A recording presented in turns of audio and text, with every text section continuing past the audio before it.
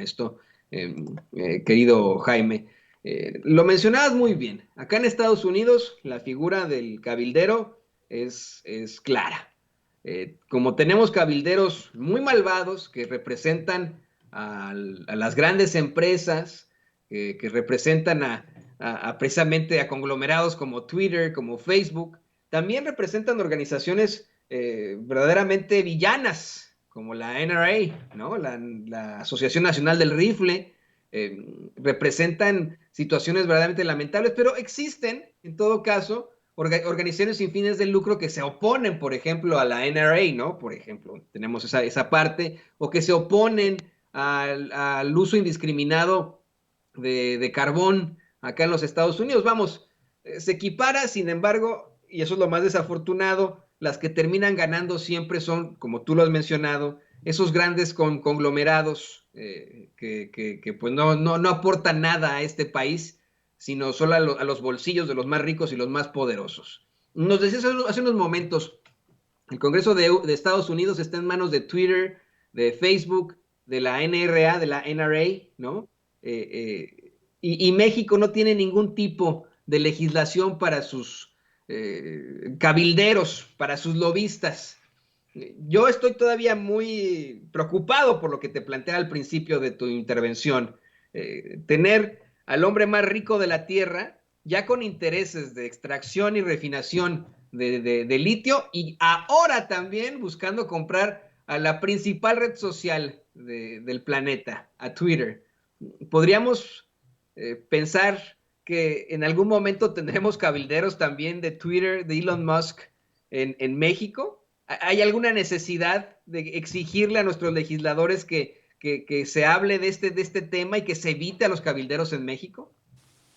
Y sin duda alguna, Antonio, sin duda alguna, porque yo creo que, mira, si los dueños, los gigantes de Silicon Valley ya ejercen una presión tremenda sobre el Capitolio de Estados Unidos, por ejemplo, en las numerosas audiencias en las que ha asistido Mark Zuckerberg al Congreso de Estados Unidos, para que explicar las múltiples irregularidades, el modelo de negocios tan nocivo que se implanta en Facebook, nadie, ningún senador o congresista se atreve a tocar con el pétalo de una rosa a Zuckerberg. ¿Por qué? Porque Zuckerberg financia muchas de las campañas políticas de demócratas y republicanos. Los tiene comprados, vaya. Y imagínate tú en ese contexto al señor Elon Musk. Elon Musk no es como dirían en España, no es moco de pavo, no es cualquier cosa. Elon Musk es considerado el enfant terrible, el niño terrible de lo que es los nuevos multimillonarios. Él realmente tiene un historial, cuando tú escudriñas un poco en su biografía, la gente tiene muy mala opinión de él. Es un niño caprichoso, es ciertamente un personaje muy temerario que no le importa arriesgarse porque él nació rico, es un niño rico, es un junior, tiene todos los componentes, o mejor dicho, todas las taras que se le atribuyen a los juniors caprichosos, sin conciencia. Y entonces imagínate que un personaje como este entre a la industria de la explotación de litio, el control de tú sabes que Twitter se ha convertido hoy por hoy en la principal agencia internacional de noticias. Hoy muchos periodistas dependemos de Twitter. Estamos pendientes de lo que surge en Twitter. ¿Por qué? Porque ya suplió a las grandes agencias informativas. Se ha convertido de facto en la nueva agencia internacional informativa. Yo, por ejemplo, me enteré de la ejecución de la intervención de Estados Unidos en la localidad de Abbottabad, ahí dentro de Pakistán, para ejecutar a Osama Bin Laden. La primera persona que dio esa noticia fue una persona que vive ahí y se dio a conocer a través de Twitter. Para que te des y de una idea de la importancia que tiene hoy Twitter. Twitter, lo mismo que Facebook, lo mismo que Google, han terminado por rompernos las piernas a muchos medios que dependíamos de la publicidad, porque ahora estos Google, Twitter, todos estos se han convertido en unas auténticas aspiradoras de la publicidad. Nos han robado el mercado, ya se hicieron con el control del pastel publicitario estos gigantes. Y ahora no solamente se han hecho con el control del pastel publicitario, sino que se han convertido en un interlocutor muy poderoso de estados, de gobiernos, que son capaces de censurar a Donald Trump por las buenas o malas razones. Eso es tema de otro costal. Pero a donde voy es que Twitter se ha convertido en un gigante y Elon Musk lo sabe muy bien, y por eso hoy mismo declaraba que no está de acuerdo, no está a gusto con la administración de Twitter, y por eso los piensa comprar. Ofreció una oferta bastante jugosa para comprar Twitter, y yo creo que si nada lo impide se va a hacer el control de Twitter. Y vamos a ver en qué condiciones Elon Musk impone en Twitter, en esta plaza pública. Las redes sociales, querido Antonio, se han convertido en la nueva plaza pública. De ahí la importancia. Es la plaza pública mediante la cual tú, yo, Vicente, todos nosotros nos conectamos para decir, para tener una salida a nuestra opinión, porque no encontramos en otros espacios. De ahí la importancia de todo esto. Ve cómo Vicente Fox, Felipe Calderón, todos ellos controlan las redes, especialmente Felipe Calderón, que ha tenido muchísima influencia en Twitter México.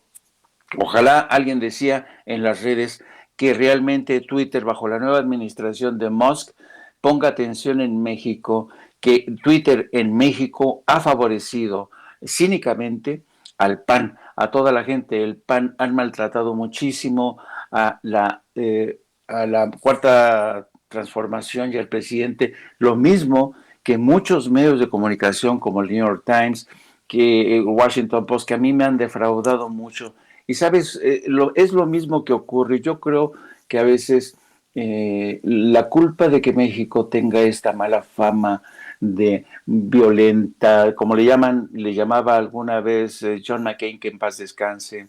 México se ha convertido en un shithole, un agujero de mierda. Así lo piensan los gringos, así lo piensan. ¿Por qué? Porque la imagen proyectamos hacia afuera es continuas violencias, pero esa es la misma información que tú te encuentras todos los días en Televisa en la noche. Perdón, no me quiero extender más, estoy abusando, pero a donde voy, querido Antonio, es que efectivamente tiene que haber mayor vigilancia, pero sospecho, ojalá me equivoque, querido Antonio, sospecho que la clase política que tenemos en México no está a la altura para ver venir muchas de las cosas que a ti, a mí y a mucha gente nos conciernen y nos preocupan. Y por eso es absolutamente necesario este cambio generacional, como ayer lo plantea el presidente López Obrador. Y no te equivocas, querido Jaime. Acuérdate que hace un par de años, si no es que fue el año pasado, no me acuerdo bien, el mismo presidente López Obrador exhibió a uno de los directivos de Twitter como un pues exmilitante del PAN, un sujeto que lo negó hasta las canchas, ¿no? El tipo este que era el embajador de Twitter en Latinoamérica y en México, y que lo negó hasta sus últimas consecuencias. Hugo Rodríguez Nicolat se llama, ¿no? Director de políticas públicas de Twitter para México y Latinoamérica, y que se le había visto en foros del PAN, asesorando a los panistas, hasta como precisamente pues vamos, un cabildero panista que tienen ahí en Twitter. Lo hemos visto nosotros, tú lo has dicho perfectamente, se trata muy mal a cualquiera que esté en contra del PAN. A mí, y eso quiero hacer la denuncia aquí abiertamente, Sin Censura, contigo presente. Estoy viendo mi feed de Twitter, como tú bien lo mencionas, esa es nuestra máxima agencia de información en estos momentos. Déjate tu FAP o lo que sea, Twitter es la máxima agencia de información.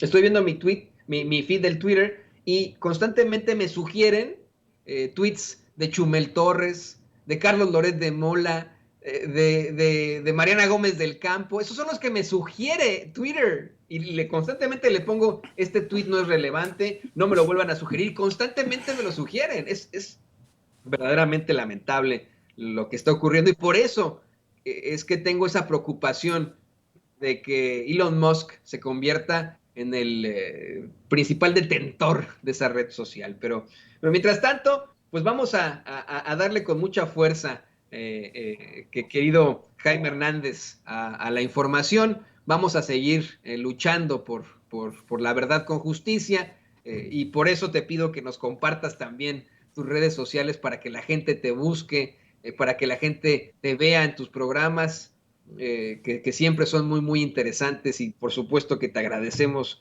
estos comentarios tan atinados aquí en Sin Censura. No, placer. Es un placer, querido Antonio, compartir espacio contigo y con mi querido Chente.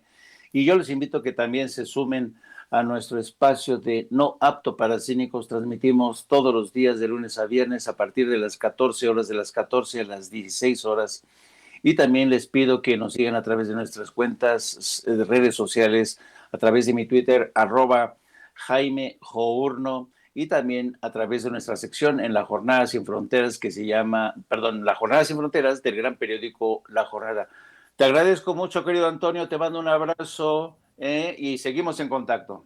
El gran editor de La Jornada Sin Fronteras, el gran corresponsal de guerra, Jaime Hernández, admiradísimo aquí en Sin Censura. Muchas gracias, querido Jaime. Hasta la próxima. Hasta la próxima. Bueno, pues ahí lo tiene usted. Platicamos con Jaime de situaciones verdaderamente interesantes.